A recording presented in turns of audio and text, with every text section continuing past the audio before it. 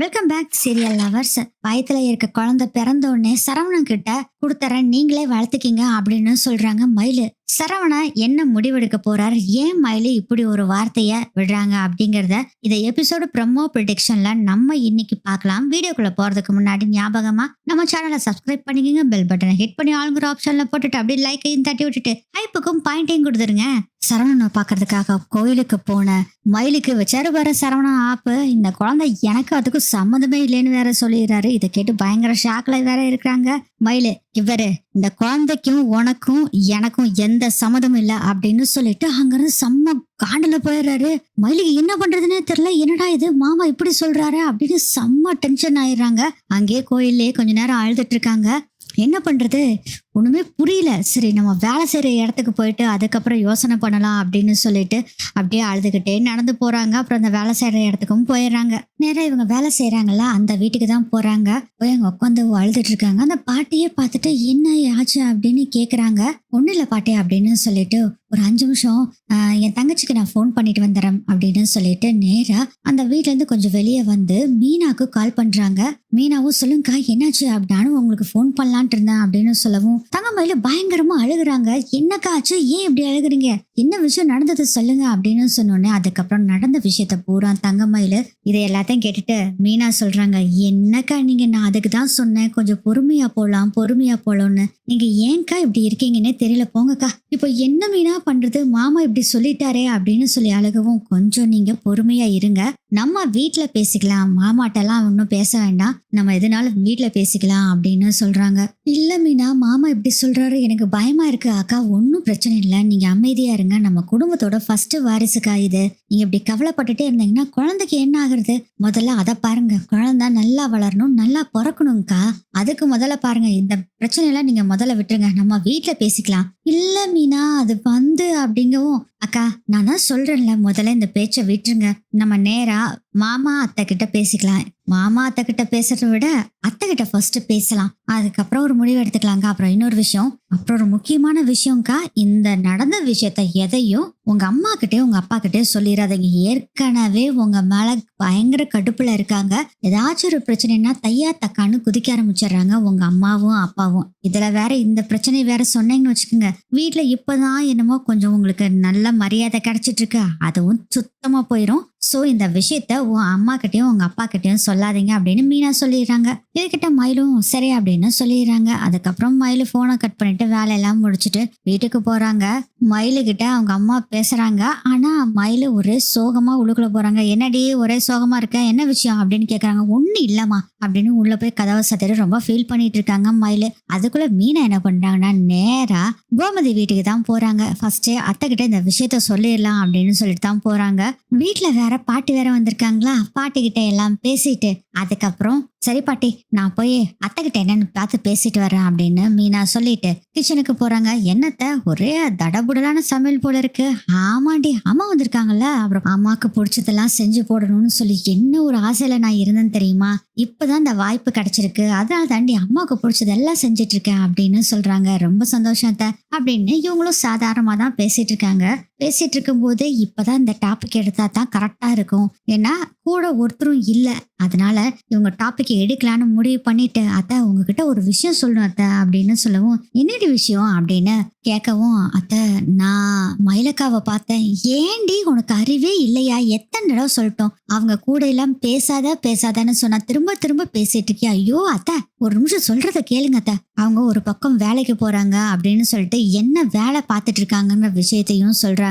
சொல்லிட்டு எனக்கு ஃபோன் பண்ணாகத்த, திடீர்னு வாந்தி மயக்கமா வருதுன்னு 2-3 நாளா இருக்குன்னு சொன்னாங்க. நானும் சரி டாக்டர் கிட்ட அப்பாயின்மெண்ட் வாங்கி கூட்டிட்டு போனேன் அப்படின்னு சொல்லிட்டு எல்லா விஷயத்த சொல்லிட்டு அவங்க பிரெக்னெண்டா இருக்காங்கன்னு டாக்டர் சொன்னாங்க அத்த அப்படின்னு சொன்னோடனே, ஏய் அவ உன்னை ஏமாத்துறாடி, ஏண்டி அதை தெரிஞ்சுக்காம நீ பாட்டுல அதையும் நம்பிட்டு இருக்க, உன்னோட நல்ல மனச அவ பயன்படுத்திக்கிறாடி, உனக்கு புரிய மாட்டேங்குது, அன்னைக்கும் அப்படிதான் இப்படி மாசமா இருக்கேன்னு சொல்லி கடைசியில பார்த்தா எல்லாமே போய் நம்மளை ஏமாத்துறதுக்காக தான் பண்ணிருக்காங்கன்னு நமக்கு அதுக்கப்புறம் தான் தெரிஞ்சுது. அதே மாதிரி தாண்டி இப்பயும் பண்றா, உன்னை ஏமாத்துறாடி. ஐயோ அத்தை இல்ல அத்தை, நான் தான் அப்பாயின்மெண்ட் வாங்கினேன், முதல்ல அக்காக்கு எந்த டாக்டர் கிட்ட கூட்டிட்டு போறேன்னு கூட தெரியாத அத்தை, புரிஞ்சுக்குங்க அத்தை அப்படின்னு சொல்றாங்க. என்னடி சொல்ற இப்போ? நிஜமானே மயிலக்கா நம்ம குடும்பத்தோட வாரிசை சுமந்துகிட்டு இருக்காங்க அப்படின்னு சொல்றாங்க. இத கேட்டோன்னே என்ன சொல்றதுன்னே தெரியல. ஒரு பக்கம் சந்தோஷம், இன்னொரு பக்கம் அவ ஏமாத்திருவா அப்படின்னு ஒரு பக்கம், இன்னொரு பக்கம் பார்த்தா என்னன்னு அவங்க தப்பு பண்ணாங்க, அவங்க குடும்பத்தோட சேர்ந்துக்கிட்டு நான் அவங்கள எவ்வளவு கஷ்டப்படுத்துறாங்க பாண்டியன் குடும்பத்தை, அதெல்லாம் நினைச்சு பாக்குறாங்க. பார்த்துட்டு இல்லடி நம்ம குடும்பத்தை எவ்வளவு அசிங்கப்படுத்திருக்காங்கடி, என்னமோ செய்டி என்னமோ சொல்லு, எனக்கு அவ மேல எல்லாம் நம்பிக்கை இல்ல, அவ பொய் தான் சொல்றா, உன்னை ஏமாத்திட்டு இருக்கிறா. சரி அத்தை, நீங்க சொல்ற மாதிரியே மயிலக்கா ஏமாத்துறாங்கன்னாவே வச்சுக்கோங்க. மயிலக்காக்கு குழந்தை பிறக்கும்ல, அந்த குழந்தை பிறக்கிறப்போ உங்களுக்கு தெரிஞ்சிடும்ல அது உண்மைதான்னு அப்படின்னு சொல்லவும் திருன்னு முழிச்சிட்டு இருக்கிறாங்க கோமதியும். இந்த விஷயம் யாருக்கும் தெரிய வேண்டாம் அத்தை, அப்புறம் பேசிக்கலாம். கண்டிப்பா மயிலக்காவோட அம்மா அப்பா இங்க வந்து பேசுவாங்க, அப்பா அவங்க தெரிஞ்சுக்கிட்டு இப்ப நீங்க ஒன்னும் சொல்ல வேண்டாம் அப்படின்னு சொல்றாங்க. என்னடி இப்படி சொல்ற, எனக்கு பயமா இருக்குடி, கோர்ட்ல ஏதாச்சும் இதை வச்சு பிரச்சனை பண்ணுவாங்களோ, இதை வச்சு சரவணன் பாவம் அவனை மறுபடியும் அந்த மயிலை கொண்டு வந்து சேர்த்து விட்டுருவாங்களோ, எனக்கு பயமா இருக்குடி. உண்மையாவே அந்த மயிலை கர்ப்பமா இருந்தா, முதலே கர்ப்பமா இருந்தா பரவாயில்லையே, இப்ப கர்ப்பமா இருந்து பிரச்சனையே கொண்டு வர்றாளே, என்னதான் பண்றது அப்படின்னு சொல்லி கடுப்புல இருக்காங்க. கோமதி விட்டுங்க அத்தை, எல்லாமே நல்லதுக்கு தான், நீங்க கவலைப்படாதீங்க அத்தை அப்படின்னு மீனாவும் சொல்றாங்க. சரி பார்க்கலாம் அப்படின்னு சொல்லிட்டு கோமதி சொல்லிட்டு இருக்காங்க. மீனாவும் சரி வரேன்ட்டு அங்கிருந்து கிளம்புறாங்க. கோமதி ஒரே கவலையா சோகத்துல இருந்துட்டு இருக்காங்க. என்ன பண்றதுன்னு தெரியல. இந்த தங்கமயில் கர்ப்பமா இருக்கான்னு சரவணனுக்கு இந்த விஷயம் தெரிஞ்சதுன்னா அவன் என்ன ஒரு முடிவெடுப்பான்னு தெரியலையே அப்படின்னு குழப்பத்துல இருக்காங்க. ஒருவேளை தங்கமயில வீட்டுக்கு கூட்டு வந்துருவாங்களோ அப்படின்னு செம்ம கடுப்புல இருக்காங்க கோமதி ஒரு பக்கம். இன்னொரு பக்கம் பார்த்தா இங்க மயிலோட அப்பா அம்மா இந்த விஷயத்த பத்தி நேரா பாண்டியன் கிட்டயும் கோமதி கிட்டயும் பேசலாம் அப்படின்னு முடிவெடுத்துறாங்க. அடுத்த நாள் நம்ம போய் பேசலாம்னு முடிவு பண்ணிடுறாங்க. இந்த விஷயத்த பத்தி மயிலுகிட்டையும் சொல்றாங்க. மயிலுக்கு ஒரே பயம். ஏன்னா சரவணனை போய் பார்த்துட்டு வந்தது, பேசுனது, இது எல்லாத்தையுமே எப்படி இவங்க கிட்ட சொல்றது அப்படின்னு யோசனை பண்ணிட்டே இருக்காங்க. மீனா சொன்ன மாதிரி பேசாம சொல்லாம விட்டுலாம் அப்படின்னு முடிவு எடுத்துறாங்க. அடுத்தது சரவணனை காமிக்கிறாங்க. சரவணன் செம்ம கடுப்புல இருக்காரு. கடை வேலை எல்லாத்தையும் முடிச்சுட்டு வீட்டுக்கும் வர்றாங்க. சரவணனை பாக்குறாங்க கோமதி. என்னடா இது, அவன் வர்ற போக்கே சரியில்லையே, வரப்பே செம்ம டென்ஷனா வர்ற மாதிரி தெரியுதே அப்படின்னு சொல்லி யோசனை பண்றாங்க கோமதி. டேய் சரவணா, என்னாச்சு சரவணா, ஏன் இப்படி இருக்கு டென்ஷனா? அதெல்லாம் ஒண்ணு இல்லம்மா அப்படின்னு சொல்லிட்டு உள்ள போயிடுறாரு. இல்ல இது ஏதோ விஷயம் நடந்திருக்கு அப்படின்னு சொல்லிட்டு இவங்க எல்லாத்துக்கும் தெரியாம சரவணன் கிட்ட கோமதி பேச போறாங்க. டே சரவணா, ஏன்டா இவ்வளவு டென்ஷனா இருக்க, எப்பயுமே இப்படி இருக்க மாட்டே, என்ன விஷயம் சரவணா அப்படின்னு கேக்குறாங்கம்மா. என்னத்தமா சொல்றது, இந்த மயில என்னை வந்து பார்க்க வந்திருந்தாமா. பார்க்க வந்திருந்தாளா? உடனே வா, அப்ப எல்லாம் தெரிஞ்சு போச்சா அப்படின்னு சொல்லவும் என்னமா சொல்றீங்க? ஆமாண்டா, நீ முதல்ல என்ன விஷயம் சொல்லு, அதுக்கப்புறம் நான் என்ன விஷயம்னு சொல்றேன் அப்படின்னு சொல்றாங்க. அந்த மயில கர்ப்பமா இருக்கேன்னு சொன்னாமா, எனக்கு செம்ம காண்டாயிடுச்சு. அட உங்ககிட்ட சொல்லிட்டாளா அப்படின்னு சொன்னேன். அப்படின்னா உங்ககிட்ட வந்து சொன்னாலாமா? என்கிட்ட மயிலெல்லாம் சொல்ல, மீனா தான் வந்து சொன்னாடா. எனக்கு இதை கேட்டு தூக்கி வாரி போட்டுருச்சுடா. என்ன பண்றதுன்னே தெரியல. இந்த டிவோர்ஸ் கொடுக்குற சமயத்துல இப்படி வந்துச்சுன்னா டேய் உங்க ரெண்டு பேர்த்தையும் சேர்ந்து வாழ சொல்லுவாங்கடா, என்ன பண்ணுவ? அந்த டென்ஷன்ல தாமா நான் இருக்கேன். ஆனா சரவணா, நம்ம வீட்டு வாரிசுன்னு சொல்லி ஒரு பக்கம் இருந்தாலும் இன்னொரு பக்கம் ஐயோ அந்த மயிலை எப்படி வீட்டுக்கு கூட்டிட்டு வருதுன்னு சொல்லி கடுப்பாகுது அப்படின்னு சொல்றாங்க. அது என்னோட குழந்தையாவ இருந்தாலும் அவளே வச்சுக்கிட்டோம்மா, எனக்கும் அந்த குழந்தைக்கும் எந்த சம்மந்தம் இல்லைன்னு சொல்லிட்டேன். அதே மாதிரி கோர்ட்ல இதை சொன்னா அதுக்கப்புறம் பாத்துக்கலாமா. இல்லடா, அந்த மயிலு கூட உன்னை சேர்ந்து வாழ சொல்லுவாங்கல்ல, என்னடா பண்ணுவ? அதைத்தான் பாத்துக்கலாம்னு சொல்லாச்சுல, விட்டுருங்கம்மா, நான் பாத்துக்கிறேன் எதுனாலும் அப்படின்னு சொல்லிடுறாரு சரவணன். அதனால காலையில ஆகுது. கரெக்டா பாண்டியன் கடைக்கு கிளம்பிக்கிட்டு இருக்காரு. அந்த சமயம் மயிலோட அம்மா அப்பா ரெண்டு பேரும் வர்றாங்க. இவங்க ரெண்டு பேரும் வரதை பார்த்தோன்னே பாண்டியனுக்கு பயங்கர கோபம் வருது. கோமதி கோமதி அப்படின்னு பயங்கர சத்தமா கூப்பிடுறாங்க. கோமதி விழுந்தடிச்சு ஓடி வர்றாங்க. பார்த்தா மயிலோட அப்பா அம்மா தான் வந்திருக்காங்க. ஐயோ போச்சு, இவங்க வந்துட்டாங்களா, இனி அவ்வளவுதான் அப்படின்னு நினைச்சு பயந்துகிட்டு இருக்காங்க. மயிலு கர்ப்பமா இருக்க விஷயத்த பத்தி சொல்லுவாங்கல்ல, அதனால ரொம்ப பயந்துட்டு இருக்காங்க. கோமதி ஒரு பக்கம் எதுக்கு இப்ப வந்தீங்க அப்படின்னு பாண்டியன் கேக்குறாரு. சமந்தி, நடந்தது எல்லாத்தையும் மறந்துருங்க சமந்தி, ஒரு சந்தோஷமான விஷயத்த சொல்ல வந்திருக்கேன் அப்படின்னு சொல்றாங்க.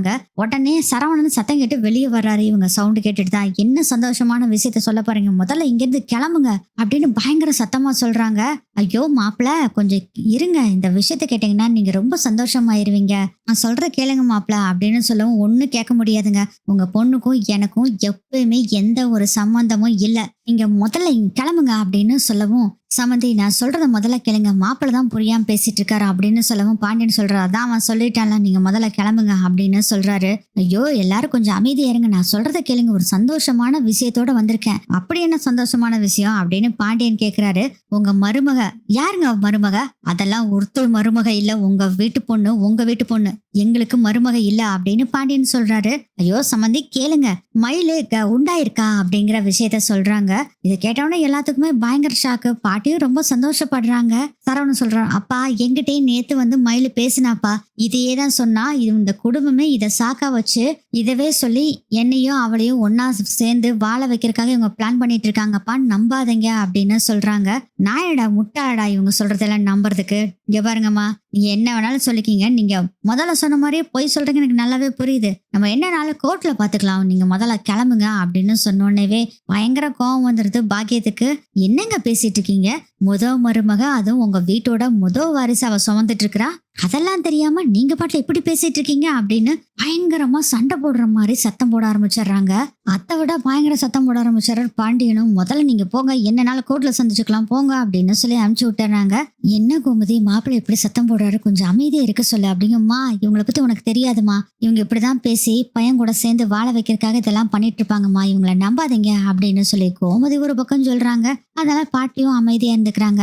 பாத்துக்கலாம், எப்படியும் என் புள்ள இங்கதான் வந்து வாழவா, என்னன்னாலும் பாத்துக்கலாம் யா அப்படின்னு சொல்லிட்டு பயங்கர கோவமா பாண்டியனை கண்ணா பொண்ணான்னு திட்டிட்டு போறாங்க. இதை பார்த்த உடனே சரவணனுக்கு பயங்கர கோவம் வருது. நான் சொன்னேன்லப்பா இவங்க வந்தாவே இப்படிதான் பண்ணுவாங்கன்னு, பாத்தீங்கல்ல என்ன பண்ணி வச்சிருக்காங்கன்னு. ஒரு மரியாதை இல்லாம பேசிட்டு போறாங்க. இவங்க குடும்பத்துல இருக்க அந்த மயிலை கொண்டு வந்து நம்ம வீட்டுல வச்சோன்னா எப்படி இருக்குன்னு யோசனை பண்ணி பாருங்கப்பா அப்படின்னு சொல்றாங்க. இங்க வாடா, அந்த புள்ளதான் வேண்டான்னு முடிவு பண்ணிட்டோம்ல, விட்டுரு, அவங்க அப்படிதான் பொய் சொல்லிட்டு இருப்பாங்க, விட்டுரு அப்படின்னு சொல்றாங்க. அப்பா நான் ஒண்ணு சொல்லட்டுமா, அவ உண்மையாவே கர்ப்பமா இருந்தாலும் சரி, அந்த குழந்தையும் வேண்டாம், அந்த மயிலும் எனக்கு வேண்டாம்ப்பா, பிளீஸ்பா, நான் கோர்ட்ல அப்படிதான்ப்பா சொல்ல போறேன் அப்படின்னு சொல்றாங்க. டேய் உன்னோட வாழ்க்கை உன் இஷ்டம் தான், நான் இனிமேல் அந்த இதுல தலையிட மாட்டேன், உன்னோட விருப்பம் என்னமோ அதுதான் என்னோட விருப்பமோ அப்படின்னு பாண்டியன் சொல்லிடுறாரு. ஆனா கோமதிக்கு ஒரு பக்கம் நம்மளோட பேரப்புள்ள அவ வயத்துல வளர்ந்துட்டு இருக்கு அப்படிங்கிறது ஒரு பக்கம் இருந்தாலும், இன்னொரு பக்கம் அவங்க குடும்பத்துல பண்ணாங்க பாருங்க அந்த ஏமாத்து வேலை, அதுக்கப்புறம் எல்லாத்தையும் கூட்டிட்டு போய் ஜெயில வச்சது, அது மட்டும் இல்லாம அந்த 80 பவுன் நகை விஷயத்துல பண்ணாங்க பாருங்க ஒரு வேலை, அத்தனாலையும் அவங்க அதெல்லாம் நினைச்சு பார்த்துட்டு செம்ம கடுப்பாயிடுறாங்க. சே இல்ல அந்த மயில் இந்த குடும்பத்துக்கு வேண்டாம் அப்படின்னு அவங்களும் முடிவு பண்ணிடுறாங்க. இப்போ என்ன ஆகுதுன்னா, உடனே நேரா தங்கமயிலோட அம்மா அப்பா 2 பேரும் வக்கீல போய் பாக்குறாங்க. வக்கீல் கிட்ட நடந்த விஷயத்த எல்லாத்தையுமே சொல்றாங்க. அப்பதான் வந்து வக்கீல் சொல்றாரு, அம்மா நீங்க சொல்றதெல்லாம் சரிதான், அவங்க கூட சேர்ந்து வாழ வைக்கிறதுக்கு இதெல்லாம் பிளான் ஓகே தான், ஆனா ஒரே ஒரு விஷயம் வச்சுக்கோங்க, மயிலோட கணவரும் கொஞ்சம் கூட புடி கொடுத்து பேச மாட்டேங்கிறாரு, இந்த குழந்தை விஷயத்துல மட்டும் அவர் ஓகே சொன்னா மட்டும்தான், அவங்க 2 பேரும் குழந்தைக்காக ஒன்னா சேர்ந்து வாழறேன்னு சொன்னா ஓகேமா, இல்லைன்னா 2 பேத்துக்கு டிவோர்ஸ் நிச்சயம் அப்படின்னு சொல்றாங்க. என்னையா இப்படி ஒரு குணம் தூக்கி போடுறீங்க, மயிலோட வயித்துல அவரோட குழந்தை வளர்ந்துகிட்டு இருக்குது, அப்பா அவருக்கு தானே பொறுப்பு இருக்கு, அவர் தானே மயிலையும் அவங்க குழந்தையும் நல்லா பாத்துக்கணும். ஆமா நீங்க சொல்றதெல்லாம் கரெக்ட், வாஸ்தவம் தான், ஆனா கோர்ட் முன்னாடி நீங்க சொல்றதெல்லாம் செல்லுபடி ஆகாதுமா. கல்யாணத்தை பொறுத்த வரைக்கும் யாரையும் வற்புறுத்தி ஒருத்தர் கூட வாழ வைக்க கோர்ட் எப்பயுமே அனுமதிக்காது.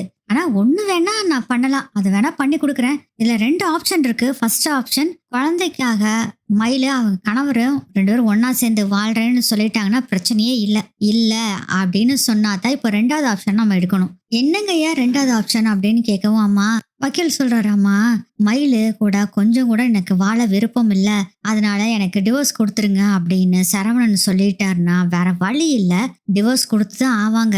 ஆனா நான் சொன்ன 2வது ஆப்ஷன் என்னன்னா, மயிலோட எதிர்காலத்துக்கும் அந்த குழந்தை இப்போ குழந்தை வயித்துல இருக்கு அதுக்கான செலவையும் குழந்தையோட எதிர்கால செலவுக்குன்னு சொல்லி ஒரு லம்பா ஒரு பணத்தை வாங்கிடலாம். அதுக்கப்புறம் மாசம் மாசம் அவங்க பணம் குழந்தைக்கும் அவங்க மனைவிக்கும் கொடுக்கற மாதிரி ஒரு பணத்தையும் வாங்கிடலாம். என்ன சொல்றீங்க அப்படின்னு அப்படியே கவுந்து போயிடுறாங்க பாக்கியமும் மாணிக்கமும். மாணிக்கம் கேக்குறாரு, அப்ப மாசம் மாசம் நமக்கு மயில் மூலமா காசு வந்துருவாங்க சார் அப்படின்னு கேக்குறாங்க.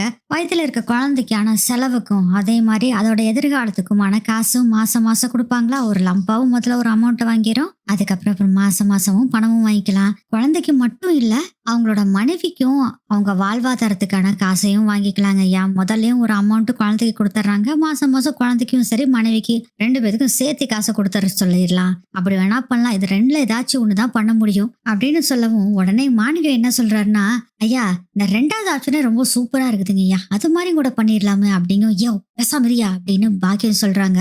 ஏன் நல்லா தானே சொன்னேன், எதுக்கு இவ இப்படி பேசுறா அப்படின்னு நினைக்கிறாரு மாணிக்கம். ஐயா எப்படியாச்சும் மாப்பிள்ளையும் பொண்ணையும் ஒன்னா சேர்த்து வாழ வச்சிடலாங்க ஐயா. அது மாதிரி ஏதாச்சும் ஒண்ணு பண்ணுங்க. அம்மா நீங்க சொல்றது எல்லாமே நல்லா தான் இருக்கு. ஆனா உங்க மாப்பிள்ளை ஒத்துக்கணுமே ஒன்னா சேர்ந்து வாழ்றதுக்கு. ஒண்ணு உங்க மாப்பிள்ளை ஒத்துக்கணும், இல்லைன்னா வேற வழி இல்லை. இதுல 2ல ஏதாச்சும் ஒரு ஆப்ஷன் தாமா பண்ண முடியும் அப்படின்னு. இல்லைங்க ஐயா எப்படியாச்சும் சேர்த்துறதுக்கு தாங்க ஐயா பாக்கணும் அப்படின்னு பாக்கியம் சொல்றாங்க. அதுக்கு வக்கீல் சொல்றாரு, ஏமா நீங்க கொஞ்ச நெஞ்சு தப்பாமா பண்ணிருக்கீங்க, ஏகப்பட்ட கோல்மால் பண்ணிருக்கீங்க. அதுக்கப்புறம் எப்படிமா உங்ககிட்ட அந்த மாப்பிள்ளை வாழுவாரு. உங்க பொண்ணு கூட சரவணன் சேர்ந்து வாழ்றேன்னு சொன்னா சந்தோஷம் தான். ஆனா அதுக்கு சான்ஸே இல்ல. செகண்ட் ஆப்ஷன் தான் நான் மனசுல முடிவு பண்ணி வச்சிருக்கேன். அது மாதிரி வேணா பண்ணிக்கலாம் அப்படின்னு சொல்றாரு வக்கீல். சரின்னு சொல்லிட்டு 2 பேரும் அப்புறம் வந்துடுறாங்க. பாக்கியம் மாணிக்கம் 2 பேரும் பேசிட்டு வந்துட்டு இருக்கும் போதே மாணிக்கம் சொல்றாரு, ஏன் பாக்கியம் மாசம் மாசம் அதான் காசு வாங்கி தரேங்கிறாங்க, ரொக்கமா ஒரு லம்பா ஃபர்ஸ்டே காசும் வாங்கி தரேங்கிறாங்க. இதுக்கு மேல என்ன, மயிலுக்கு ஒரு நல்ல வாழ்க்கைய வேற ஒண்ணு அமைச்சு கொடுத்துடலாம்ல இந்த காசை வச்சு அப்படின்னு சொல்லவும், முட்டாள் நீ வாட்டில முட்டாள்தனமா பேசிட்டு இருக்காதையா. முதல்ல அந்த குடும்பத்தை கூட இவ சேர்ந்து வாழ பார்க்கலாம், அதுக்கப்புறம் எதனால முடிவு பண்ணிக்கலாம் வா அப்படின்னு கூட்டிட்டு வந்துடுறாங்க பாக்கியம். பாக்கியம் ஏற்கனவே சொன்னனால வக்கீல் நோட்டீஸ் பாண்டியன் வீட்டுக்கு வருது. அந்த வக்கீல் நோட்டீஸ்ல ஹியரிங் டேட்டும் போட்டிருக்கு, அன்னைக்கு ஆஜராயிருங்க அப்படின்னு வேற சொல்லியிருக்காங்களா. இத பாண்டியன் பார்த்துட்டு அத சரவணன் கிட்ட சொல்ல, சரவணனுக்கு செம்ம கடுப்பாகுது. நான் என்ன ஆனாலும் சரிப்பா அவ கூட சேர்ந்து வாழறதுன்னு சொல்லவே மாட்டேன் அப்படின்னு சொல்றாரு. சரிப்பா அந்த புள்ள வயித்துல உன் குழந்தை இருக்குது, நம்ம வீட்டு வாரிசு அப்படிங்கும். அப்பா போதும்பா எனக்கு அந்த குழந்தையும் வேண்டாம் அந்த மயிலும் வேண்டாம், 2 பேரும் எங்கேயோ நல்லா இருந்தா சரி, நம்ம கிட்ட தொந்தரவு பண்ண வேண்டாம், நான் வேண்டாம் தான் சொல்ல போறேன் அப்படின்னு சொல்லிடுறாங்க.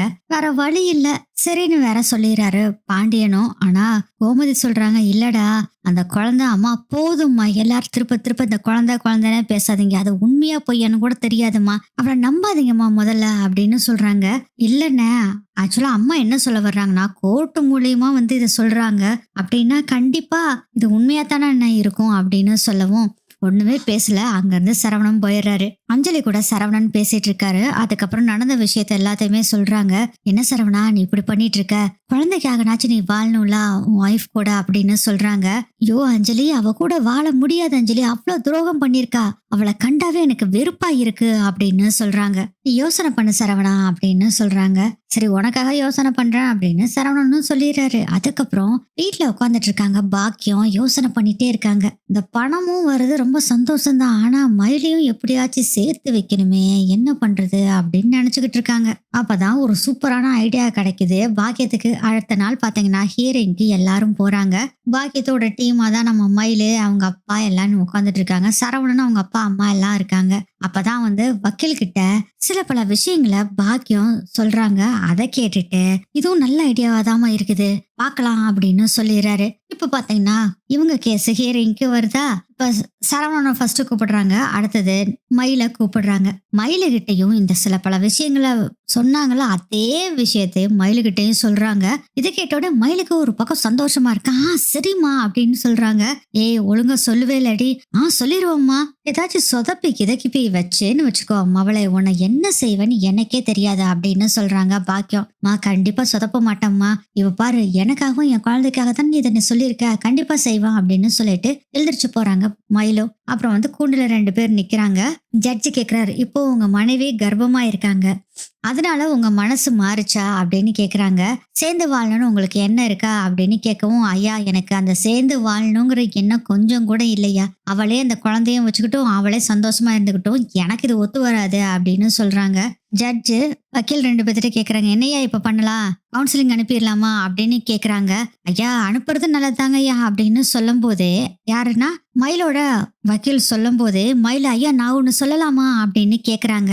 சொல்லுங்கம்மா அப்படின்னு சொல்றாங்க. இல்லைங்க ஐயா என் வயத்துல இப்ப குழந்தை வளருது, அந்த குழந்தை ஃபர்ஸ்ட் பிறக்கட்டும், அதுக்கப்புறம் இந்த டிவோர்ஸுக்கான விஷயத்தெல்லாம் நம்ம முடிவு எடுத்துக்கலாமே அப்படின்னு சொல்றாங்க.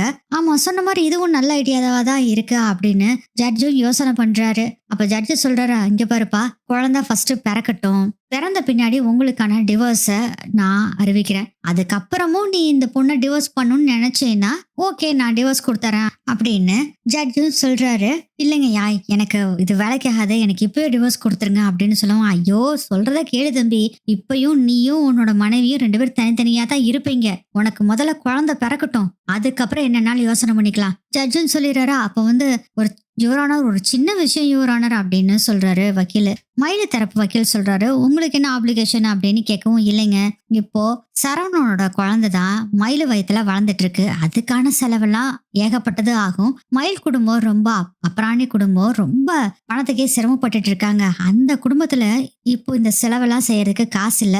அதனால இந்த செலவு முழுவதும் சரவணன் வீட்டார் தான் ஏத்துக்கணும். அதாவது சரவணனும் அவங்க வீட்டார் தான் ஏத்துக்கணும். அதுக்கு நீங்க தான் உத்தரவிடணும் யுவர் ஆனர் அப்படின்னு சொல்லும் போதே சரவணன் தரப்பு வக்கீல் சொல்றாரு, அப்ஜெக்ஷன் யுவர் ஆனர் அப்படின்னு சொன்னோன்னே, அப்ஜெக்ஷன் ஓவர் ரூல் அப்படின்னு சொல்றாரு ஜட்ஜு. என்னடா இது எப்படி சொல்லிட்டாரு அப்படின்னு பார்த்தா, அவங்க கேட்கறது நியாயமான ஒரு கோரிக்கை தான். இந்த கோரிக்கைக்கு நானும் தலைவரங்குறேன். இந்த கோரிக்கையை பரிசீலனை பண்றேன் அப்படின்னு சொல்லிட்டு கொஞ்சம் கலந்து ஆலோசிக்கிறாரு.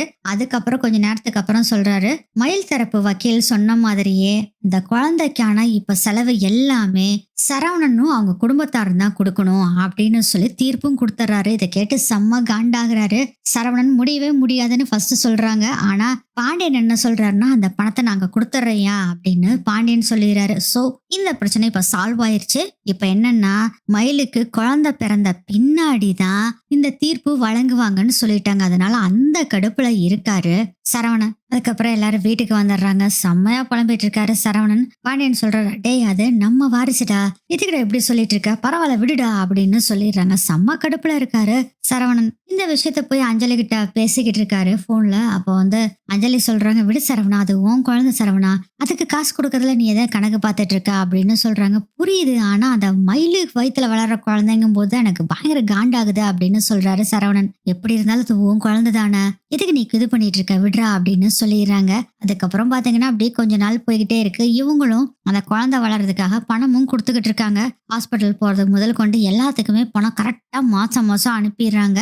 எவ்வளவு செலவாகுதோ அதை விட அதிகமாவே கொடுக்குறாங்க. இப்படியே பாத்தீங்கன்னா மாசம் ஆயிருது மயிலுக்கு. சரவணன் ஒரு நாள் நல்லா படுத்து தூங்கிட்டு இருக்காரு. அப்பதான் பாத்தீங்கன்னா ஒரு குழந்தை பேசுது. ஒரு குட்டி பெண் குழந்தை பாக்குறதுக்கு அவ்வளோ அழகா இருக்கு. அந்த குழந்தை சொல்லுது, ஏன்பா அம்மா சண்டை போடுறாங்கன்னு சொல்லிட்டு என்ன ஒதுக்குறீங்களே, உங்களுக்கு நியாயமாப்பா, உங்களை எனக்கு ரொம்ப பிடிக்கும்பா, உங்க கூட இருக்கணும்னு எனக்கு ரொம்ப ஆசையா இருக்குப்பா, என்னப்பா நீங்க இப்படி பண்றீங்க, என்ன நீங்க கூப்பிட்டுட்டு வந்துடுறீங்களாப்பா அப்படின்னு கனவுல சொல்லிட்டு இருக்கு. இது எல்லாத்தையும் அந்த கனவுல இருக்க பாக்கறக்கே மகாலட்சுமி மாதிரி இருக்கு அந்த குட்டி குழந்தைய கட்டி பிடிச்சுக்கிறாரு சரவணன். கட்டிப்பாமா, உன்ன நான் கூட்டிட்டு வந்துருவேன் அப்படின்னு சொல்றாரு சரவணன். அப்படியே பாத்தீங்கன்னா டவுக்குன்னு முழிச்சிடுறாரு. ஃபர்ஸ்ட் எடுத்தோடனே அந்த கனவுல ஒரு கை குழந்தை மாதிரி தான் இருக்கும். அந்த குழந்தை அப்படி பெருசாகி ஒரு 5 வயசு குழந்தை மாதிரி பேசுற மாதிரி அந்த கனவுல வந்திருக்கும். இதை பார்த்தோன்னே அப்படியே ஒரு ஜெர்க்காயிராரு. என்னடா இது, என்ன நடக்குது, இது நம்மளோட கற்பனையா இல்ல நிஜமான இது கனவுல ஏன் பாப்பா பேசுச்சா அப்படின்னு நினைக்க ஆரம்பிக்கிறாரு சரவணன். அப்புறம் காலையில ஆயிருது. கடைக்கும் போறாங்க. கடைக்கு போனாலும் அதே நினைவுகள் ஓடிக்கிட்டே இருக்கு. அந்த குட்டி பாப்பா பேசுச்சுல்ல, அதவே நினைச்சுக்கிட்டே இருக்கிறாங்க. என்ன இது இப்படி வந்திருக்கே கனவு. அந்த குழந்தைய பார்க்கும்போது, அந்த கனவுல வந்த குழந்தை இவரு அந்த நினைச்சு பார்க்கும்போது மனசுக்குள்ள அவ்வளவு சந்தோஷமா இருக்கு. கடையில இருக்கிறதுக்கே ஒரு மாதிரி ஃபீல் ஆகுது. அதனால என்ன பண்றாங்கன்னா, அப்பா கொஞ்ச நேரம் வீடு வரைக்கும் போயிட்டு வந்தாரப்பா அப்படின்னு சொல்லிட்டு சரவணன் வீட்டுக்கு போலான்ட்டு அப்படி வந்துட்டு இருக்காரு. அந்த சமயத்துல தான் பாத்தீங்கன்னா பாட்டி பழனி கிட்ட சொல்லி, நம்ம கதிர் தாத்தா பாட்டி சேர்ந்து வரும் ஒரு போட்டோஸ் மத்த போட்டோஸ் எல்லாம் கொடுத்துருந்தாங்கல்ல, அந்த போட்டோ எல்லாம் அங்க வீட்டுல இருக்கு, எடுத்துட்டு வந்து கொடுத்துடுறியா, இங்க என்னோட ரூம்ல நான் வச்சுக்கிறேன் அப்படின்னு பாட்டியும் சொல்லியிருப்பாங்க. அதனால பழனி எல்லாம் எடுத்துட்டு வந்திருப்பாரு. கையோட பாத்தீங்கன்னா இந்த போட்டோஸ் மட்டும் இல்லாம கோமதி குழந்தையில இருந்த போட்டோ, அதுக்கப்புறம் அவங்க கொஞ்சம் பெருசான உடனே இது மாதிரி ஒவ்வொரு போட்டோஸ் இருக்கும்ல, அதையும் எல்லாத்தையும் தூக்கிட்டு வந்துட்டாங்க. அக்கா இந்த போட்டோவை பாருக்கா அப்படின்னு கோமதி கிட்ட காமிக்கிறாங்க. டேய் சின்ன வயசு போட்டோடா அப்படின்னு சொல்லி பேசிக்கிட்டு இருக்காங்க. அங்க இருக்கவங்க எல்லாரும் அவர் அந்த போட்டோவை பார்த்துட்டு இருக்கிறாங்க. அப்பதான் சரவணன் உள்ள வர்றாரு. அதை பார்த்த பாட்டி சொல்றாங்க, ஏயா சரவணா இங்க வாயா, உங்க அம்மா குழந்தையா இருக்கப்ப எடுத்த போட்டோ எல்லாம் பாத்திருக்கியா அப்படிங்க. இல்ல அம்மாச்சி நான் பார்த்தது இல்லையே, எங்க அம்மாவோட போட்டோவை கொடுங்க அப்படின்னு சொல்லி அந்த போட்டோவை வாங்கி பாக்குறாரு. செம்ம ஷாக் ஆகுது சரவணனுக்கு. என்னடா நடக்குதுங்க அப்படின்னு சொல்லி குழம்பி போய் இருக்கிறாரு சரவணன். ஏன்னா அந்த கனவுல வந்த குழந்தை, கை குழந்தையா வந்த குழந்தை அப்படி கொஞ்சம் கொஞ்சமா 5 வயசு குழந்தையாகி பேசுச்சுல சரவணன் கூட, அதே உருவத்துல இருக்காங்க கோமதியும். இத பார்த்தோன்னே செம்ம அதிர்ச்சியா இருக்கு, செம்ம சந்தோஷமாயிருது. அப்போ இது நம்ம குழந்தை தான் அப்படின்னு கன்ஃபார்ம் பண்ணிடுறாரு சரவணன். முதல்ல சொல்லிட்டு இருந்தாருல, இந்த வயத்துல வளர்றது யாரு குழந்தைன்னு எனக்கு தெரியல அப்படின்னு முதல்ல சொன்னாரு. சப்போஸ் என் குழந்தையாவே இருந்தா அதை நீயே வச்சுக்க சாமின்னு வேற சொல்லியிருப்பாரு. ஆனா இப்ப வேற அந்த குழந்தை வேற வந்து பேசிருச்சு, அப்பான்னு வேற கட்டி வேற புடிச்சுக்குச்சு அந்த குழந்தை கனவுல. இந்த போட்டோல வேற பார்த்தோன்னே நம்ம கோமதி மாதிரி அந்த குழந்தை இருக்கிறனால அந்த குழந்தை வேணும் அப்படிங்கிற முடிவுக்கு வராரு சரவணன். கண் கலங்க ஆரம்பிச்சாரு. டே சரவணா, என்னடா கண் கலங்கிட்டு இருக்க அப்படின்னு கோமதி கேக்குறாங்க. ஒண்ணு இல்லம்மா, ஒண்ணு இல்ல அப்படின்னு சொல்லிட்டுமா கோயிலுக்கு போயிட்டு வந்துடுறேம்மா, எனக்கு கொஞ்சம் ஒரு மாதிரி இருக்கு மனசு அப்படின்னு சொல்றாங்க. என்னடா இவ போட்டோ பார்த்து போட்டு ஒரு மாதிரி இருக்குங்கிற? சேச்சா இல்லம்மா, சொல்றதுக்கு என்ன இருக்குதுமா, நேத்து கனவுல ஒரு குழந்தை வந்து என்கிட்ட பேசுச்சுமா, அதே குழந்தை இந்த போட்டோல இருக்கு, அது நீதான் அப்படின்னு சொல்றாங்க. கோமதியை பார்த்து என்னடா ஆச்சரியமா இருக்குது. ஆமாமா, இது வரைக்கும் நீ குழந்தையா இருந்த போட்டோ பார்த்ததே இல்ல, ஆனா நேத்து கனவுல வந்து அப்பா என்ன வீட்டுக்கு கூட்டிட்டு வந்திருப்பா அப்படின்னு சொல்லி என்னை கட்டி பிடிச்சதுமா அப்படிங்கும் போதே கோமதிக்கு அப்படி ஃபுல் அரிச்சு போயிருது. ஏய் சரவணா, மயிலு வயித்துல இருக்க பொழுதுதான் உங்ககிட்ட பேசிருக்கு சரவணா அப்படின்னு சொன்னோடனே ஆமாமா அப்படின்னு சொல்லி கண் கலங்குறாரு சரவணன். கோமதியும் அப்படியே ரொம்ப ஃபீல் பண்ணி அப்படியே கூஸ் பம்ஸ் ஆகுறாங்க. கோமதியும் அம்மா நான் கோயிலுக்கு போயிட்டு வந்துடுறேம்மா அப்படின்னு சொல்லிட்டு அங்கிருந்து போறாரு. அவ பாட்டி சொல்றாங்க, ஏப்பா சரவணா, அந்த புள்ளைய பேசாம கூட்டிட்டு வந்துற, பாவம் 9 மாச கர்ப்பமா இருக்கா, அதுவும் இல்லாம அந்த குழந்தையே உன் கனவுல வந்து பேசுச்சுன்னு சொல்ற, எதுக்குயா இந்த வேலை, பேசாம அந்த புள்ளைய கூட்டிட்டு வந்துடலாம்ல அப்படின்னு சொல்லவும், அம்மாச்சி நீங்க எது வேணாலும் சொல்லுங்க, நான் கேக்குறேன், இது மட்டும் என்னால கேட்கவே முடியாது அப்படின்னு சொல்லிட்டு வேகமா அங்க இருந்து போயிடுறாரு. கோயிலுக்கு போறாரு சரவணன். சாமியை போய் கும்பிடுறாரு. என்னது இது, எனக்கு ஒரே ஆச்சரியமா இருக்கு, ஏன் புள்ளை என்கிட்ட கனவுல வந்து பேசுது, அதுவும் என்னை கூட்டிட்டு போயிருப்பா அப்படின்னு சொல்லுது, எனக்கு ஒண்ணுமே புரியலையே கடவுளே அப்படின்னு சொல்லி சாமி கும்பிட்டுட்டு இருக்கும் போதுதான் 9 மாச கர்ப்பமா இருக்க மயிலு அங்க வர்றாங்க. மயில அப்படியே சரவணன் பாக்குறாரு. அந்த குழந்தை வயித்துல இருக்கிறதே அப்படியே பாக்குறாரு. அந்த குழந்தை அப்படியே சிரிக்கிற மாதிரி சரவணனுக்கு தெரியுது.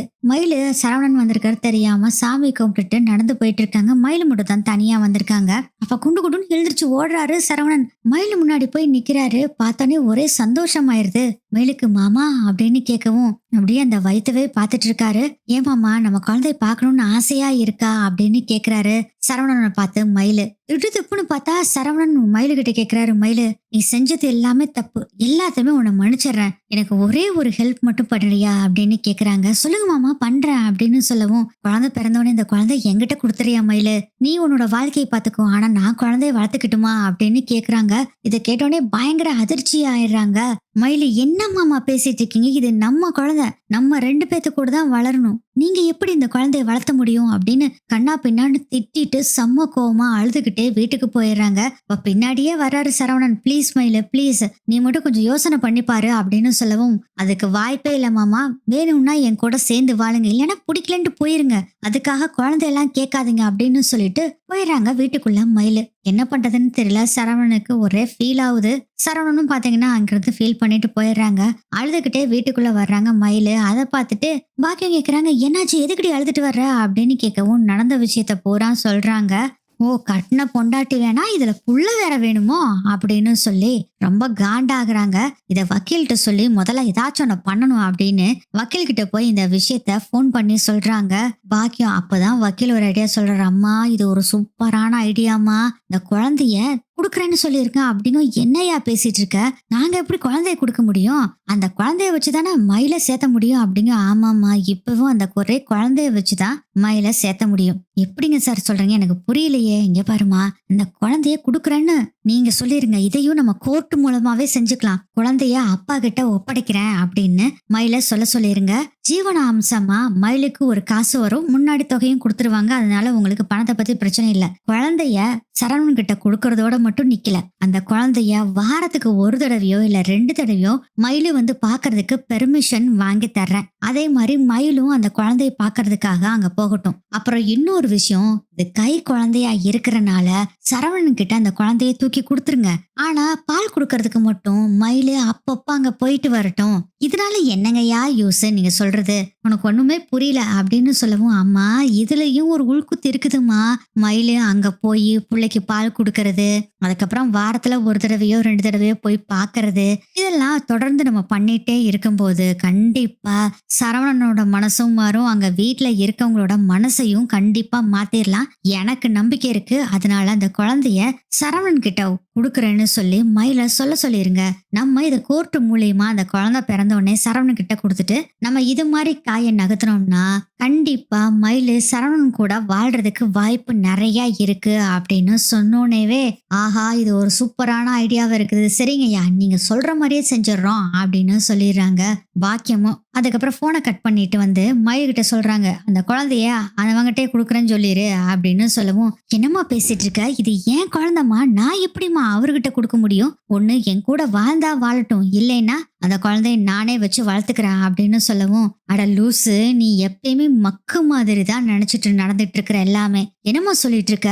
ஆமாண்டி, இத வச்சுதான் நீ அந்த குடும்பத்துல போய் சேர போற அப்படின்னு சொல்லி வக்கீல் சொன்னாரு பாருங்க, அத பூரா வந்து எடுத்து டீட்டெயிலா சொல்றாங்க.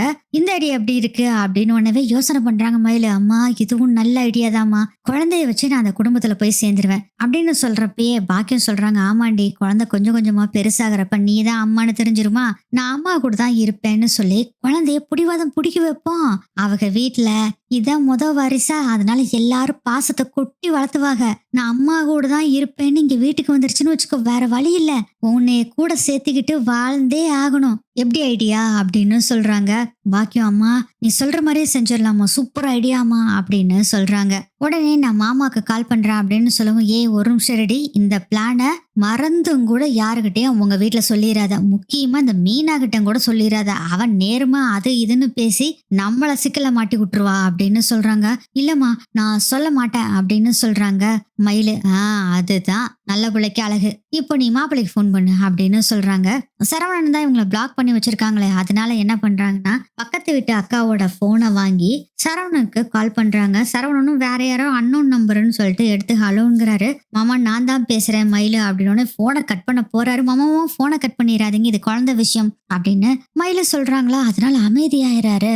என்ன சொல்லு அப்படின்னு சொல்லும் போதே, மாமா நீங்க சொன்னதை நான் யோசனை பண்ணி பார்த்தேன், சரி நீங்க சொல்ற மாதிரியே நான் உங்களுக்கு குழந்தைய கொடுத்துறேன் அப்படின்னு சொல்றாங்க மயிலு. அதை கேட்டோடனே பயங்கர சந்தோஷமாயிருது சரவணனுக்கு. என்ன சொல்ற அப்படின்னு கேட்கவும், ஆமா நான் குழந்தைய கொடுத்துட்றேன், நான் செஞ்ச தப்புக்கு பரிகாரமா இந்த குழந்தைய நீங்க வளர்த்துக்கீங்க அப்படின்னு சொல்றாங்க.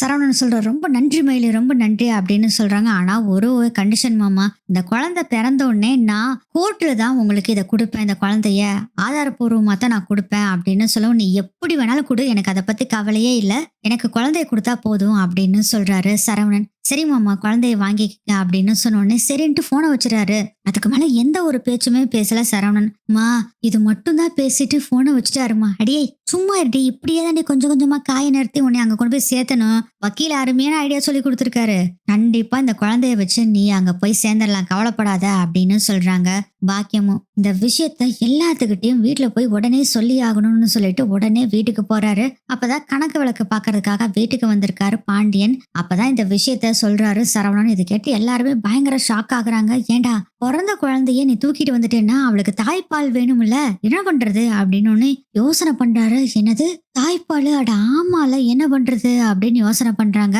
அப்புறம் சொல்றாரு, மா அதெல்லாம் அரேஞ்ச் பண்ணிக்கலாமா, என் புள்ள நம்ம வீட்டுக்கு வரணும் முதல்ல, அதுக்கப்புறம் நம்ம என்ன வேணாலும் பாத்துக்கலாம் விடுங்க அப்படின்னு சொல்லிடுறாங்க.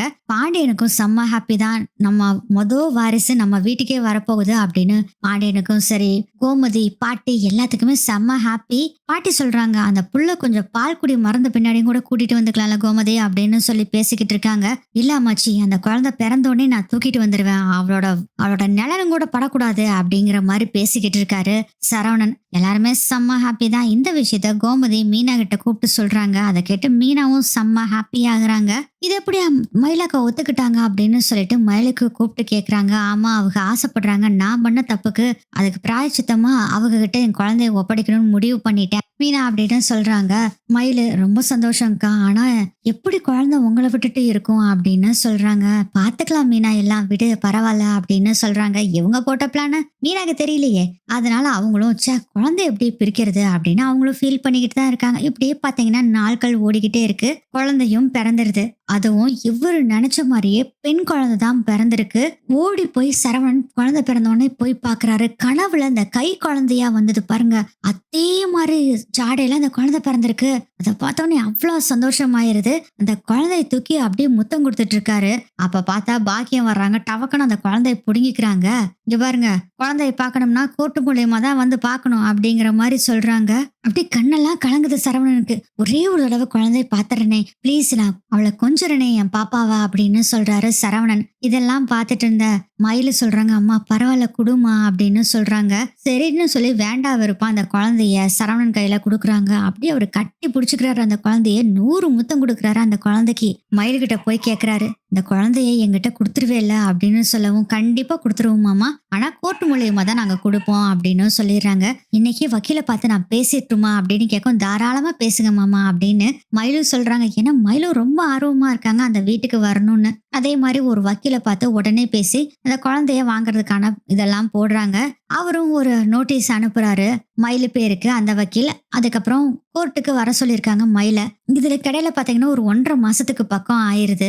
சரவணன் பாத்தீங்கன்னா அந்த குழந்தையவே 24 மணி நேரம் நினைச்சிட்டே இருக்காரு. கடையில வேலையே பாக்குறது இல்ல. சரவணன் எப்ப பார்த்தாலும் அங்க இங்கன்னு போறேன்னு சொல்லிட்டு குழந்தைக்கு வேணுங்கிற பொருள் எல்லாத்தையும் அவர் ரூம் ஃபுல்லா வாங்கி வச்சிருக்காரு. அது மட்டுமா பண்ணி வச்சிருக்காரு. குழந்தைக்கு வேணுங்கிற குழந்தை என்ன கலர் அவளுக்கு பிடிக்கும், பெண் குழந்தைனால பேபி பிங்க் பிடிக்குமா அவளுக்கு அப்படின்னு யோசனை பண்றாரு. சரி, அம்மா ஜடையில தானே குழந்தை இருக்கு, அதனால அம்மாவுக்கு பிடிச்ச மாதிரிதான் பாப்பாவும் வளருவா அப்படின்னு சொல்லிட்டு அம்மா டேஸ்ட் தான் பாப்பாக்கும் வரும்னு நினைச்சுக்கிட்டு அவங்க அம்மாட்ட போய்மா உனக்கு என்ன கலருமா பிடிக்கும் அப்படின்னு கேக்குறாங்க. எதுக்கு? இல்லம்மா பாப்பாவுக்கு ரூம்ல பெயிண்ட் அடிக்கணும்மா, அவளுக்கு பிடிச்ச கலர்லாம் வாங்கி வைக்கணும்ல, அதான் உன்னே மாதிரியே இருக்காளா, உன்னோட டேஸ்ட்ல தான் வளருவா, அதனாலதான் உனக்கு என்ன கலர் பிடிக்கும்னு கேட்டம்மா அப்படிங்க. டே நீ என்ன லூசாடா, அவ கை குழந்தைடா, அவ கொஞ்சம் பெருசானோடனே அவளுக்கு என்ன கலர் பிடிச்சதோ அந்த பெயிண்ட் அடி, இப்ப எல்லாம் பெயிண்ட் அடிக்காத, அப்புறம் பெயிண்ட் அடிச்சுட்டு குழந்தைய தூக்கிட்டு வந்தோம்னா அவளுக்கு சேராது அப்படின்னு சொன்னோம். ஐயோ வேண்டாம் வேண்டாம் இருக்கட்டும் அப்படின்னு சொல்லிட்டு அந்த குழந்தைக்கான தொட்டில தேக்கிலே செஞ்சிருக்காரு. முதல்ல ஒரு பக்கம் வேலை செஞ்சுட்டு இருந்தாருல பர்னிச்சர் கடை, அந்த கடையில சொல்லி தேக்கு மரத்தால செஞ்சு கொண்டு வந்து வச்சிருக்காரு. அந்த குட்டி பாப்பாக்கு தேவையான ஒரு ட்ரெஸ் எல்லாமே வாங்கி அது தனியா பீரோ வேற வாங்கி வச்சிருக்காரு. இதெல்லாம் பார்த்துட்டு பாண்டியன் கேட்கிறாரு, ஏன்டா இப்படி காசை கரியாக்குற, இந்த புள்ள முதல்ல வரட்டும்டா. இல்லப்பா என் குழந்தைக்கு இதெல்லாம் நான் வாங்கணும்னு ஆசைப்பா, இதுல நீங்க ஆசை கெடுக்காதீங்க ப்ளீஸ்பா அப்படின்னு சொல்லவும், சரி விடு, நம்ம வீட்டு மகாலட்சுமிக்கு வாங்காம வேற யாருக்கு வாங்கி கொடுக்கறது, இந்த சொத்து பூரா அவளுக்கு தானே, வாங்கடா அப்படின்னு சொல்றாரு. குட்டி பாப்பா வர்றதுக்காக தடல் பூடலாம் ஏற்பாடெல்லாம் செஞ்சு வச்சுட்டாங்க. இப்பதான் அந்த குழந்தைய வாங்குறதுக்காக கோர்ட்டுக்கு இவங்க போகணும்ல, அதுக்கான ஹியரிங்கும் வந்துருச்சு. அந்த ஹியரிங்க்கு இவங்க எல்லாருமே போறாங்க. அதுவும் பாண்டியன் ஸ்டோர்ல இருக்க எல்லாரும் பாட்டி முதல் கொண்டு எல்லாருமே போறாங்க குட்டி பாப்பாவை வாங்குறதுக்காக. அப்பதான் குட்டி பாப்பா கிட்ட பேசிட்டு இருக்கிறாங்க மயிலு. பாப்பா நீதான் பாப்பா எனக்கும் உங்க அப்பாவுக்கும் இருக்கிற பாலமே, நீதான் என்னையும் அப்பாவையும் ஒண்ணு சேர்த்தணும். எப்படியாச்சும் கொஞ்சம் பெருசாக நீ பேசி பேசி அப்படியே மாத்தி என்னையும் நம்ம வீட்டுக்கே வர மாதிரி செஞ்சறியா பாப்பா அப்படின்னு சொல்லி அட்வைஸ் கொடுத்துட்டு இருக்காங்க குட்டி பாப்பாக்கு. அதுவும் அப்படியே அவங்க அம்மா சொல்றத உத்து கேட்டுக்கிட்டு இருக்கு. அதே மாதிரி கோர்ட்டுக்கு கேஸும் இவங்க கேஸ் வந்துருச்சு. இந்த நடந்த விஷயத்தை எல்லாமே வக்கீல் எல்லாரும் சொல்றாங்க. இந்த குழந்தைய வந்து கணவர்கிட்டயே ஒப்படைக்கிறதா மயிலு முடிவு செஞ்சுட்டாங்க அப்படின்னு சொல்லவும், என்னம்மா பெத்த குழந்தைய உன் கணவர்கிட்ட கொடுக்குறேன்னு சொல்ற அப்படின்னு சொன்னோடனே அதுக்கு மயிலு சொல்றாங்க, ஐயா நான் செஞ்ச பாவத்துக்கான பரிகாரமா இந்த குழந்தைய நான் இவங்க கிட்ட ஒப்படைக்கிறேன் அப்படின்னு சொல்லவும், நீ ஒப்படைக்கிற சரி, ஆனா அந்த குழந்தைக்கான உணவு அப்படிங்கும் போது ஐயா அத நான் சொல்றேன்யா அப்படின்னு வக்கீல் சொல்றாரு. சொல்லுப்பா அப்படின்னு ஜட்ஜும் கேக்குறாரு. ஐயா இந்த குழந்தைக்கான பால் மயிலு தான் கொடுத்தாகணும். தாய்ப்பால் இல்லாம குழந்தை வளராது. சோ எத்தனை நேரத்துக்கு ஒரு தடவைனாலும் சரி மயிலு அந்த குழந்தைக்கு பால் கொடுக்கறதுக்கு ஃபர்ஸ்ட் ஒத்துக்கணும். அதே மாதிரி குழந்தை பால் குடிய மறந்த பின்னாடி வாரத்துல 2 தடவை அந்த குழந்தைய போய் பாக்குறதுக்கான பெர்மிஷனை நீங்க கொடுக்கணும். பெத்த தாய்க்கு இதுக்கு கண்டிப்பா உரிமை இருக்குல்லங்க ஐயா அப்படின்னு சொல்லவும், ஆமா நீங்க கேட்கறது கரெக்ட் தான், உண்மைதான். இந்த குழந்தை பால் குடி மறக்கிற வரைக்கும் அவங்க அம்மா போய் பால் குடுக்கறதுக்கு நான் உத்தரவிடுறேன். அதே மாதிரி அந்த பால் குடிய மறந்த பின்னாடி அந்த குழந்தைய வாரத்துல 2 தடவை பாக்குறதுக்கு நான் அனுமதிக்கிறேன். நீங்க என்ன சொல்றீங்க சரவணா அப்படின்னு கேட்கவும், சரவணன் யோசனை பண்ணி பாக்குறாங்க. கண்டிப்பா தாய்ப்பால் வேணும் குழந்தைக்கு, அதனால சரி இதை அட்ஜஸ்ட் பண்ணிக்கலாம், நம்ம என்ன மீறினா கொஞ்ச நாள் கொடுக்க போறா, அதுக்கப்புறம் வாரத்துல ஏதாச்சும் ஒரு தடவை 2 தடவை பாக்குறதானே, பார்த்தா பார்த்துட்டு போறா அப்படின்னு சொல்லி நினைச்சுக்கிட்டு ஓகே அப்படின்னு சொல்லிடுறாரு. ஆஹா வந்துட்டீங்களாடா வலிக்கு, வாங்க வாங்க, இந்த குழந்தைய வச்சே நான் எப்படி காய் நகர்த்தி என் பிள்ளைய உங்க வீட்டுல வந்து விட போறேன் பாரு, உங்க கூட சேர்ந்து வாழ வைக்க போறேன் பாரு அப்படின்னு நினைச்சிட்டு இருக்காங்க பாக்கியம். அதுக்கப்புறம் ஜட்ஜி சொல்றாரு, ஏமா உனக்கு இதுல சம்மதமா அப்படின்னு மயிலுகிட்ட கேக்குறாங்க. எனக்கு முழு சம்மதம் ஐயா, உங்க முன்னாடியே இந்த குழந்தைய என் புருஷன்கிட்ட கொடுக்கறதுக்கு நான் விரும்புறேன் அப்படின்னு சொல்றாங்க. சரி ஓகேன்னு சொன்ன உடனே அந்த குழந்தைய வாங்குறதுக்கு அவ்வளவு ஆர்வமா இருக்காரு. உடனே பாத்தீங்கன்னா யுவரானர், ஒரு நிமிஷம் யுவரானர் அப்படின்னு குடுன்னு ஓடுறாரு. ஓடி போய் அம்மா அந்த துணியை கொடுமா அப்படின்னு சொல்றாங்க. டே நானும் வரேன்டா அப்படின்னு கோமதி சொல்றாங்க. சரி சரி வா வா அப்படின்னு சொல்லி 2 பேரும் வர்றாங்க. ஜட்ஜு முன்னாடி அந்த குழந்தைய வச்சுட்டு நின்னுட்டு இருக்காங்க நம்ம மயிலு. அப்படி பாத்தீங்கன்னா கோமதியும் சரவணா 2 பேரும் வர்றாங்க. என் அம்மா கிட்டே இந்த குழந்தைய கொடுத்துருங்க அப்படின்னு சொல்றாங்க. உடனே பாத்தீங்கன்னா அந்த பேகுக்குள்ள ஒரு துணி இருக்குது, அதை எடுக்கிறாங்க. பார்த்தா பட்டு துணி. அந்த துணியை எடுத்து இந்த குழந்தைய இந்த துணி மேல வைய அப்படின்னு சொல்லி கைய நீட்டுறாரு சரவணன். அப்புறம் அந்த பட்டு துணியில அந்த குழந்தைய வைக்கிறாங்க மயிலு. அப்படியே பாத்தீங்கன்னா நம்ம சரவணன் வாங்கி அப்படியே அந்த குழந்தைய முத்தம் கொடுத்து கொஞ்சறாரு. ஏய் நீயே கொஞ்சிக்கிட்டு இருந்தா என்னடா ஆகுறது, குடா என் பேத்தியா அப்படின்னு சொல்லிட்டு, என் தங்கம், என் செல்லம், என் அம்முக்குட்டி, என் புஜ்ஜுக்குட்டி அப்படின்னு சொல்லி கொஞ்சிக்கிட்டு இருக்காங்க. கோமதியும் அதை பாக்குறப்போ நம்ம பாண்டியன் கை பரபரான்னு இருக்குது பாப்பாவை தூக்கணும்னு. ஆனா அவர் அங்க விசிட்டர்ஸ் எல்லாம் உட்காந்துருப்பாங்கல்ல, அந்த சேர்ல உட்காந்துருக்காங்க. இவங்க அந்த கூண்டுக்கு பக்கத்துல ஜட்ஜு முன்னாடிதான் இந்த குழந்தைய வாங்கிக்கிறாங்க. ஜட்ஜி கேட்கிறாரு, இங்க பாருமா குழந்தைய நீங்க நல்லா பாத்துக்கணும், அதே மாதிரி அவங்க அம்மா பால் கொடுக்குறப்ப எந்த பிரச்சனையும் பண்ணக்கூடாது சரியா அப்படின்னு சொல்லவும், கண்டிப்பாங்க ஐயா நான் ஒன்னும் சொல்ல மாட்டோம் அப்படின்னு சொல்லி குழந்தைய வாங்கிட்டு மயிலுக்கு ரொம்ப நன்றி அப்படின்னு சொல்றாங்க. கோமதி சொல்றாங்களா, சரவணன் பாத்தீங்கன்னா மயிலுக்கு நன்றி சொல்ற, ரொம்ப தேங்க்ஸ் மயிலு, நீ மட்டும் இந்த குழந்தைய கொடுக்காம இருந்தா என் வாழ்க்கை என்ன இருக்குன்னு தெரியாது, ரொம்ப நன்றி மயிலு அப்படின்னு சொல்றாங்க. மாமா பரவாயில்ல மாமா, என் குழந்தை எப்படியோ நல்லா வளர்ந்தா சரி அதே போதும், என் குழந்தைய பாக்குறதுக்கு நீங்க அனுமதிச்சிங்களே அதுக்கே ரொம்ப நன்றி மாமா அப்படின்னு சொல்றாங்க. ரொம்ப தேங்க்ஸ் அப்படின்னு சொல்லிட்டு குழந்தைய வாங்கிட்டு இவங்க வீட்டுக்கு வர்றாங்க. போங்கடா போங்க, குழந்தைய வச்சே நான் பாரு என் பிள்ளைய கொண்டு உங்க வீட்டுல விட போறேன் பாரு, வேற வழி இல்லாம அவ கூட நீ வாழ்ந்துதான் ஆகணும் சரவணா அப்படின்னு நினைச்சிட்டு இருக்காங்க. பாக்கியம் ஒரு நக்கலா ஒரு சிரிப்பு வேற சிரிச்சுக்கிறாங்க.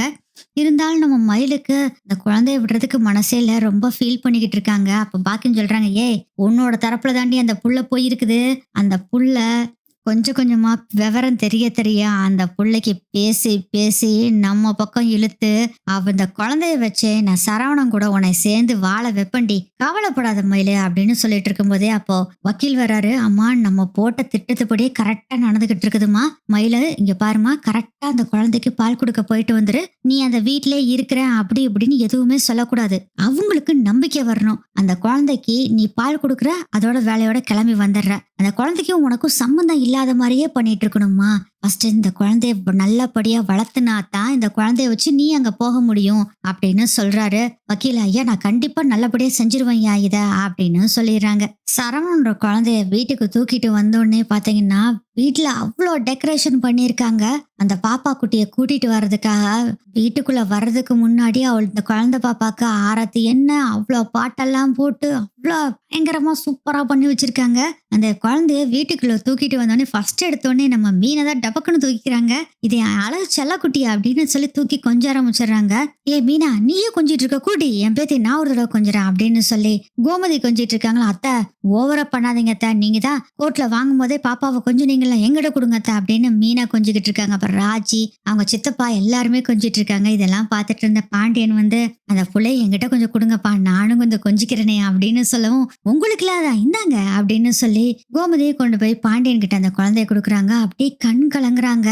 நம்ம வீட்டு முதல் வாரிசு மகாலட்சுமி வந்து பிறந்திருக்கா, எனக்கு ரொம்ப சந்தோஷமா இருக்கு. இப்ப பாருங்க என் பேத்தி வந்துட்டா, என் பேத்திய பாருங்க நான் அருமையா படிக்க வச்சு பெரிய ஒரு ஆபீசர் ஆக்க போறேன் பாருங்க அப்படின்னு சொல்லிட்டு இருக்கிறாரு. எல்லாரும் அதை பார்த்து ரொம்ப சந்தோஷப்பட்டுட்டு இருக்காங்க. இவங்கெல்லாம் இப்படி சந்தோஷப்பட்டுட்டு இருக்க, நம்ம மயிலு அவங்க குடும்பம் இதை வச்சு நம்ம உள்ளுக்குள்ள வந்துடலாம்னு அவங்களும் சந்தோஷப்பட்டுட்டு இருக்காங்க. இப்படித்தான் இந்த எபிசோடு நகரும்னு நினைக்கிறேன்.